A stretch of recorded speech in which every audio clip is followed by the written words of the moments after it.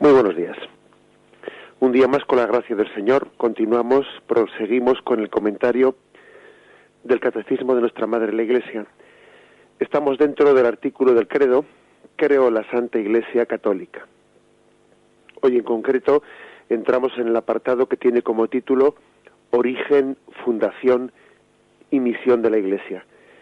Y queremos comentar los puntos 758 al 762. Dentro de la explicación de lo que es el origen de la Iglesia, el punto 758, de una manera muy breve, dice así: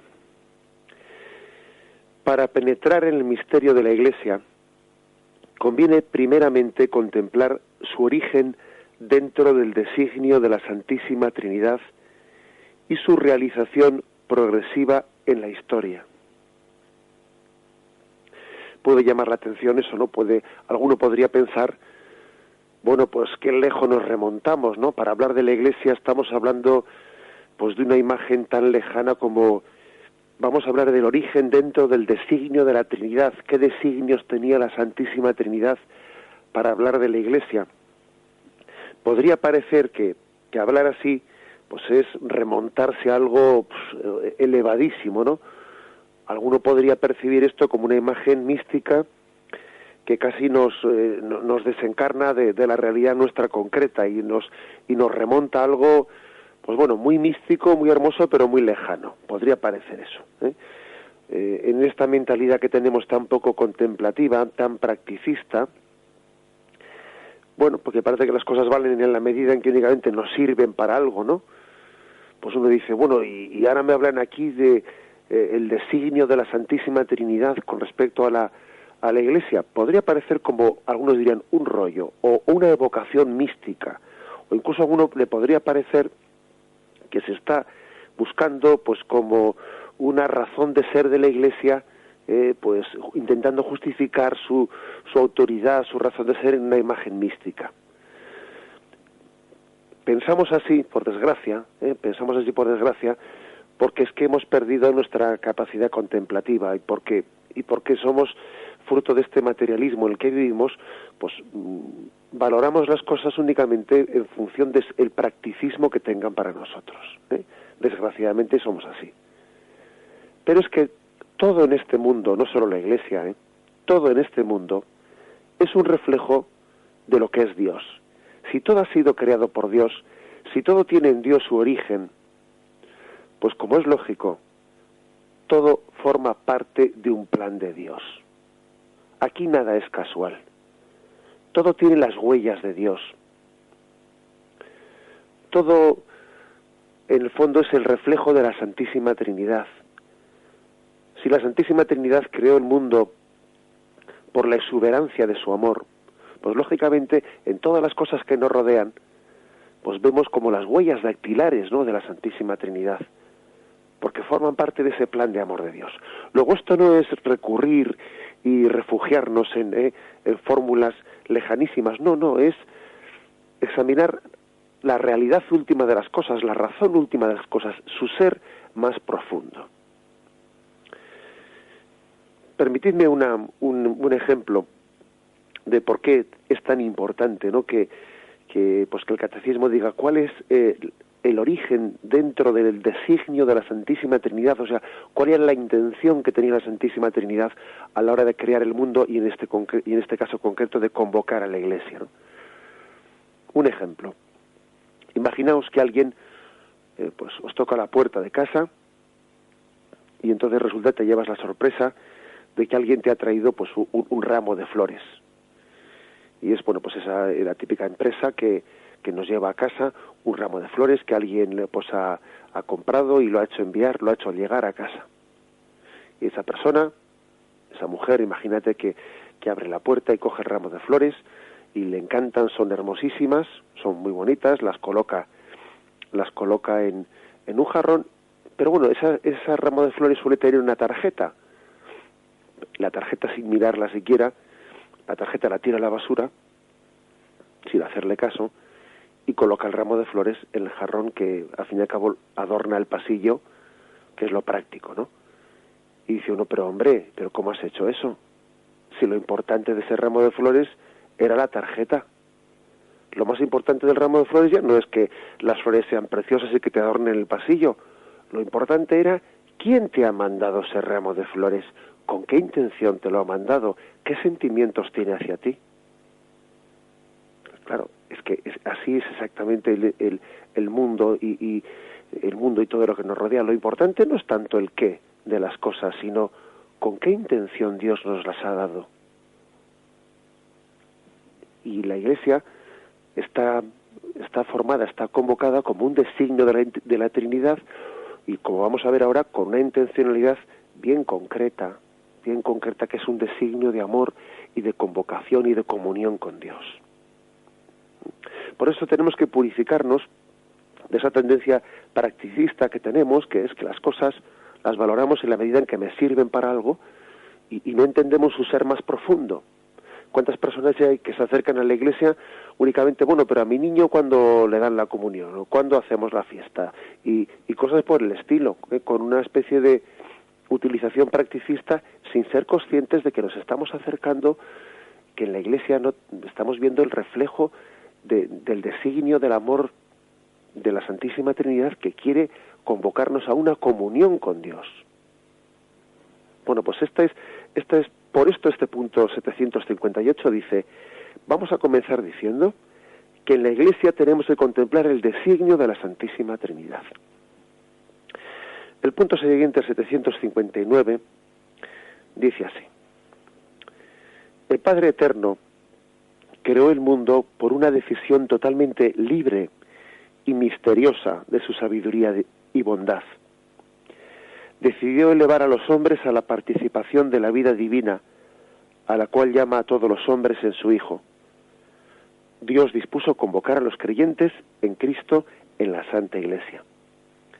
Esta familia de Dios se constituye y se realiza gradualmente a lo largo de las etapas de la historia humana, según las disposiciones del Padre. En efecto, la Iglesia ha sido prefigurada ya desde el origen del mundo y preparada maravillosamente en la historia del pueblo de Israel y en la antigua alianza. Se constituyó en los últimos tiempos, se manifestó por la efusión del Espíritu y llegará gloriosamente a su plenitud al final de los siglos. Desglosamos un poco lo que aquí se ha dicho, y es que aquí dice que el Padre Eterno decidió elevar a todos los hombres a la participación de la vida divina. Dispuso convocar a todos los creyentes en Cristo en la Santa Iglesia. O sea que hay un designio de Dios de que seamos convocados en la comunión con Dios.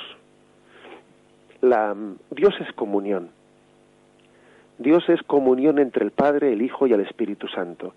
El ser más íntimo de Dios consiste, pues no en vivir de una manera solitaria, no en una especie de felicidad autocontemplativa, no. No es la felicidad de quien se mira al ombligo, ¿no? Como a veces intentamos buscar nosotros una falsa felicidad, sino que es el ser de Dios, es la comunión en el amor. Bien, pues eso que es Dios, eso que es su ser, Él ha querido también expresarlo en el deseo de convocarnos en la comunión con Él. Y eso es la Iglesia. La Iglesia no solo es una institución práctica para, de alguna manera, dar cauce a una serie de necesidades espirituales de la gente. No, la Iglesia es el llamamiento de Dios, la convocación de Dios a que todos vivamos en comunión con Dios en la Santísima Trinidad. Por eso dice que es un designio, la Iglesia, un designio nacido del corazón del Padre. Y esto no es una imagen así mística que nos saque de la realidad, no, es meternos en la realidad, en la profunda realidad de lo que es la Iglesia. La Iglesia es un designio nacido del corazón del Padre. Dios es comunión, Dios es intimidad de amor entre las tres personas, y lógicamente Dios cuando hace las cosas las hace a su imagen. Por lo tanto, Él ha querido que la Iglesia sea pues el vínculo, el instrumento a través del cual llame a toda la humanidad a esa comunión que Dios tiene dentro de sí mismo, dentro de las entre las tres personas de la Santísima Trinidad. Luego da un paso más este punto del catecismo, recordando pues que hay pues dentro de la historia de la salvación hay un drama, y el drama que por una parte pues el pecado tiende a disgregar y la gracia tiende a convocar. El pecado disgrega, la gracia congrega. Acordaros de la Torre de Babel, cómo el pecado dispersó en lenguas distintas, cada uno no se entendía, cada uno lo suyo, todo era contraponer diferencias unos con otros, cada uno marchó por un sitio porque tuvieron que dividirse en toda la tierra. La imagen de la Torre de Babel es una imagen clara de cómo el pecado disgrega. Sin embargo, la gracia congrega. Pentecostés es justo el anti-Babel. Si el pecado de la Torre de Babel disgregó en naciones distintas, en lenguas distintas, Pentecostés es precisamente la gracia de unirnos todos y entendernos todos en el mismo espíritu. O sea que toda la historia de la salvación ha sido una lucha entre una tendencia disgregadora del pecado y otra tendencia congregadora, ¿no? de congregación, de comunión, que es la de la gracia. Es así, el pecado disgrega, la gracia congrega, y congrega en la comunión, en ese designio primero del Padre de convocarnos a todos. Es algo parecido a la parábola del hijo pródigo que todos tanto recordamos, ¿no? El pecado disgrega, sacaba a los hijos de casa, o no les permitía volver a ella, ¿no? Como el hermano mayor. Sin embargo, la gracia del Padre congrega y está continuamente llamando a sus hijos a la comunión.